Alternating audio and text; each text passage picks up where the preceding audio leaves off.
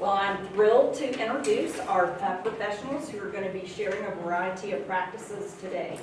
First, we have talking about the importance of cash flow is Ron Collins. He's known as the Cash is King guru at Nacogdoches, and you're going to find out why in a minute. He's a proud graduate of SFA. He's been in the banking industry for over 42 years and currently serves as a market president for Cadence Bank. Please help me welcome our panelists. Okay, so each of our speakers will have about 20 minutes to talk about their subject area, and after all three have finished, when they're all three done, we'll have a question and answer session. Additionally, the panelists will stay for a few minutes at the conclusion of the session. Well, it's good to be with everyone today. I'm excited about it. This is something I want to talk to you about that I guess I learned about 40 years ago. I was just starting out in the banking business to a credit program in Houston. And so we began to study credit at that point, and just basically in a philosophical way, how do you look at things and what signifies health and what things do you need to be on guard about if you're managing a business, running a business, and how that might all work. So I wanted to share a little bit with you today as far as a lot of the things that are very basic. And I want you to think about it not only just from a business standpoint, but from your personal standpoint. It's basically the same. We use different terms, but from a strategy standpoint, it all works about the same. Whether you're making net income and plus depreciation and interest expense and getting to what we're going to call EBITDA, or whether you just get a paycheck at home, the principles are about the same. So just kind of relate to it that way. Let's just go through it a little bit, and ultimately we'll get to a few of the handouts that we had, the balance sheet and the income statement, and some of the various cash flows that we look at and what affects those, and how you can make adjustments to it that might help you when you're looking forward to various things that you're planning on doing, okay? Not to get yourself into a trap. So let's see if I can get this thing going here. All right, so cash flow. Cash basically, as we all know, is king. I mean, we got to have cash to make things go, right? If we don't have cash, there's a lot of things bad that start to happen. We can't pay our bills, we can't pay our health, we can't, do all kinds of things. So how do we try to keep that on the positive side of things? So let's just talk about that. Now let's first talk about EBITDA. And I've always thought about EBITDA, it's an acronym, basically stands for earnings before interest, taxes, depreciation, and amortization. Okay? So that's kind of the amount that you have, that you can do something with. All right? So your EBITDA. And that's the heartbeat of your business. If you don't have it, if you don't have a positive number of EBITDA after your debt service, you got troubles. You're gonna bleed out over a little bit of time. So you got to have that healthy. You got to have a healthy balance of it. So let's talk about EBITDA first. Why it's important? It's the first measure of your financial health.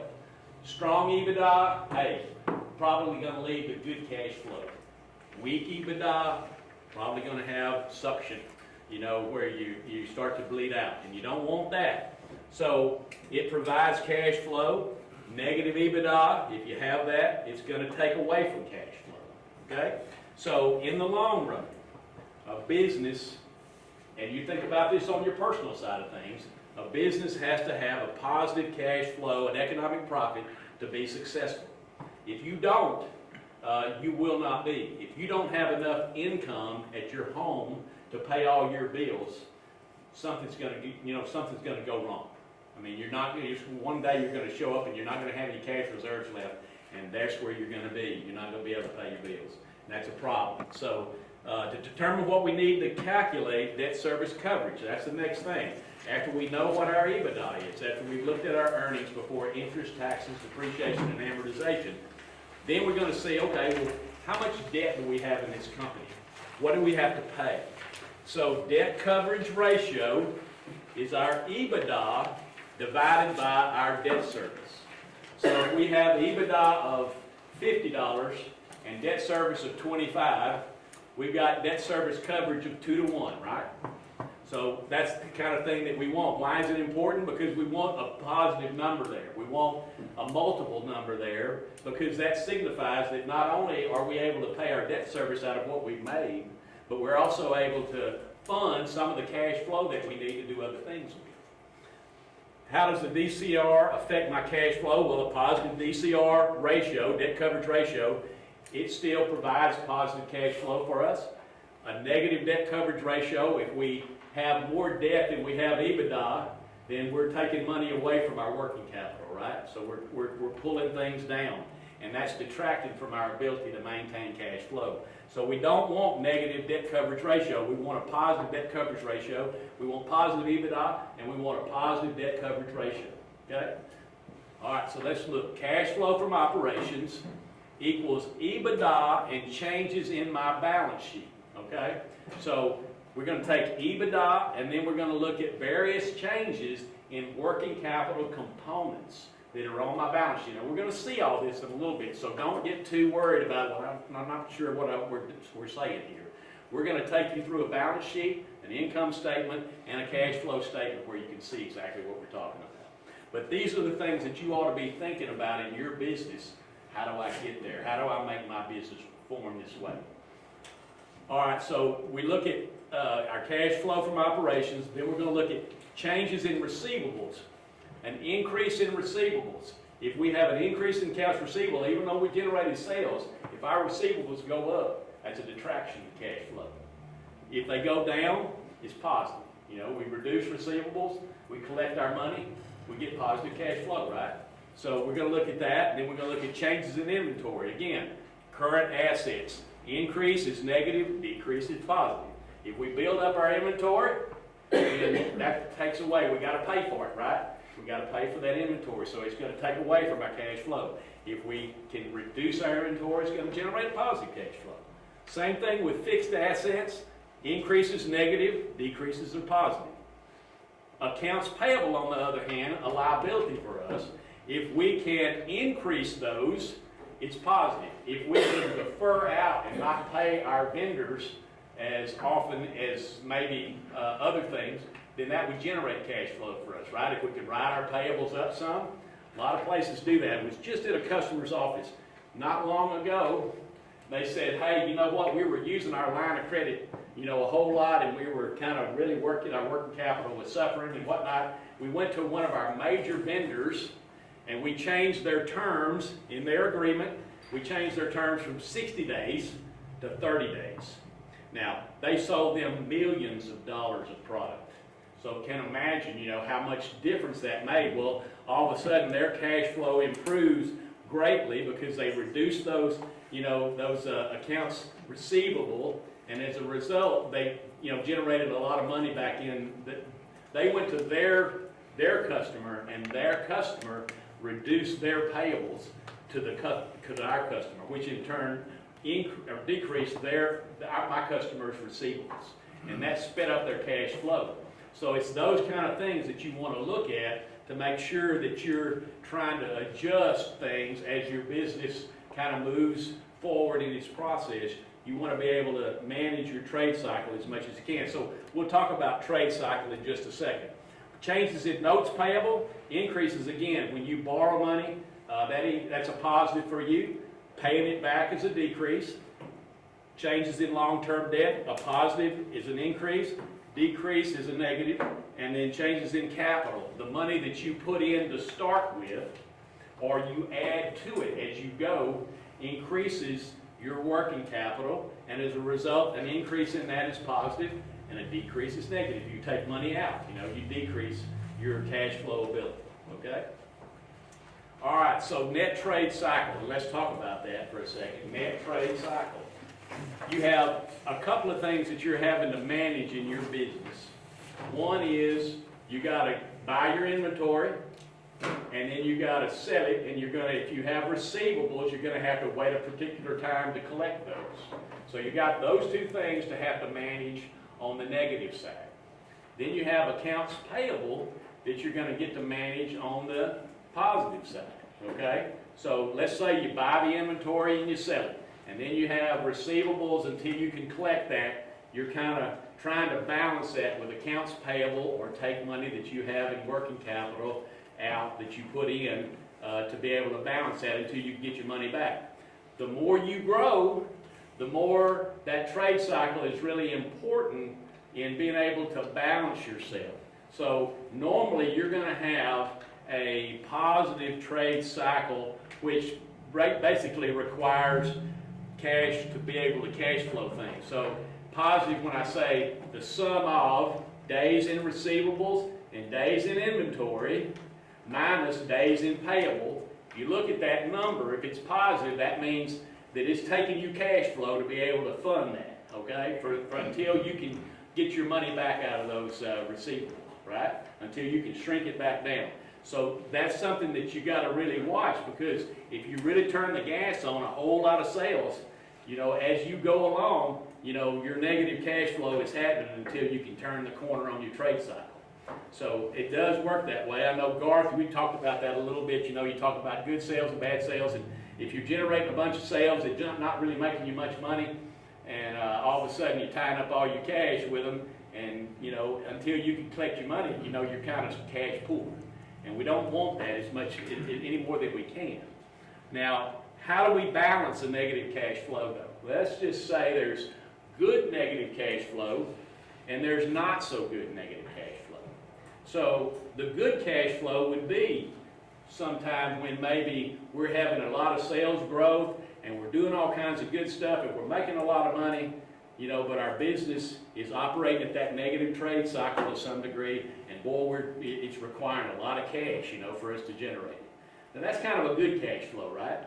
But because we can balance that off with a few things. But on the negative side of things, let's say what's a poor cash flow, a poor, you know, negative cash flow. It would be one where our EBITDA is negative, or our DCR, our debt coverage ratio, is negative. You know, those we're having to pull money out to cover a loss or to cover a lower than positive debt service coverage. We don't want that. We want to make plenty of money, and we want to make way more money than we have to use to pay our debt service. Does that make sense to everybody? Yeah? Okay, well let's go on and let's look at the next one. So how can we balance it? We can put more, if we have negative cash flow or we need more working capital, we've got a few options. We can put more capital injections into the business. If you have people that maybe you have more savings that you can go out and get and put in, or something of that nature, or family capital, or all kinds of different things maybe. But you can generate some way to make a capital injection. You could leverage the existing fixed assets that you have. You could go out and make a capital term loan, long-term loan for short-term working capital purposes.